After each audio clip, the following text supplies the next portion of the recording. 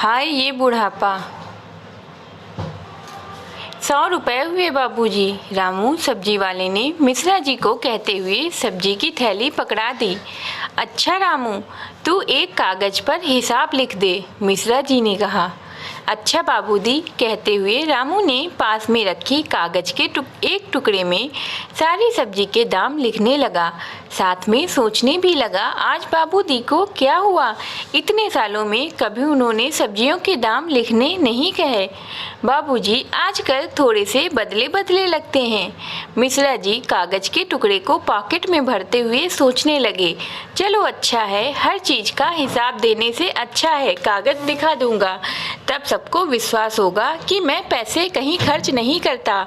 पाई पाई का हिसाब है इस कागज़ में। इस सर्दी में बड़ी चाय की तलब लगती है और गली के नुक्कड़ में चाय की दुकान पर अनायास ही पैर रुक जाते हैं। अरे लालू, एक कुल्हड़ वाली चाय और आलू चाप देना।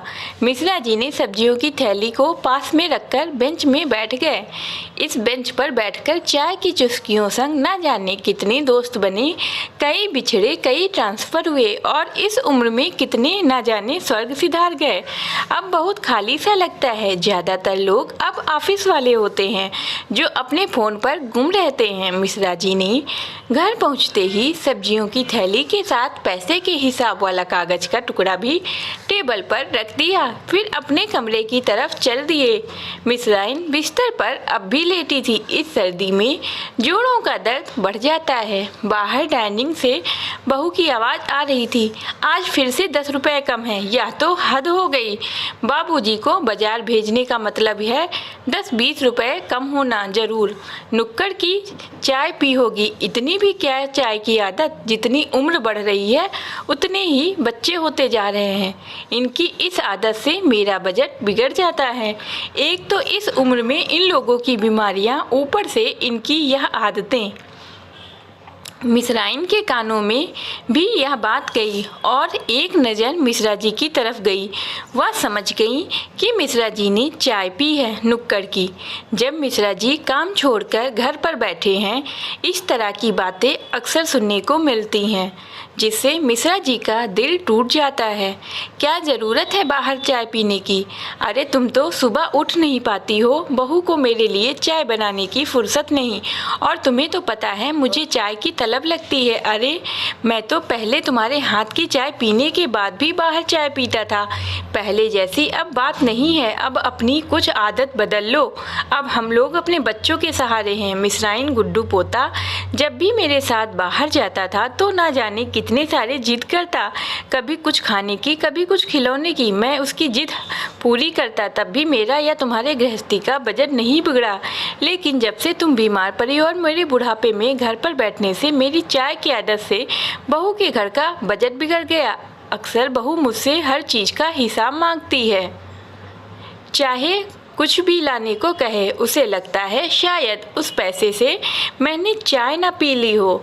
क्या हो जाएगा अगर मैंने अपने बेटे के पैसे से 1 कप चाय पी ली तो? इस बेटे को योग्य बनाने के लिए ना जाने कितनी अपनी इच्छाओं को, शौकों को कुर्बान किया, और आज 1 कप चाय पीने से घर का बजट बिगड़ जाता है। मिश्राइन की आंखों में आंसू थे। मिश्रा जी की बातों को सुनकर तभी रवि कमरे में आए। क्या हुआ माँ, आपकी आंखों में आंसू? कुछ नहीं बेटा, माँ आंसू पोंछते हुए बोली। मिश्रा जी बोल उठे, सुन रवि, मुझे मार्केट में उस राशन की दुकान में मुझे हिसाब किताब के लिए बोल रहे थे। मैं सोच रहा हूँ वह काम कर लूँ। क्या हुआ बाबूजी, आपको आपकी बहू की बातें बुरी लगी क्या? अरे उसकी तो आदत है बड़बड़ाने की, इसकी इतनी छोटी बात का क्या बुरा मानना? बेटा इतनी छोटी छोटी बात का बुरा ना लगे, इसीलिए ही तो मैं फिर से काम पर लगना चाहता हूँ। ज़्यादा कोई काम भी नहीं है, बैठे बैठे काम है। रवि समझ गया घर में कुछ दिनों से जो बातें हो रही हैं उसका बाबूजी को बुरा लग गया है। बाबूजी के आत्मसम्मान के लिए बाबूजी फिर से काम पर लग रहे हैं। मिश्राइन की तरफ मिश्रा जी बोल पड़े, मिश्राइन, जब तक हाथ पैर चल रहे हैं काम कर लूँ, क्यों बेटे बहू पर बोझ बनूँ, फिर मुझे एक कप चाय का हिसाब किसी को ना देना पड़े, तुम्हारी दवाई का खर्चा भी उठा सकूँ, रवि भी को भी आराम हो। मिश्राइन बोल पड़ी, कोई हमारे साथ हो ना हो, हम एक दूसरे का सहारा जीवन भर देंगे। आपका सम्मान मुझे बहुत प्यारा है, इसीलिए मैं इस नई शुरुआत में आपके साथ हूँ।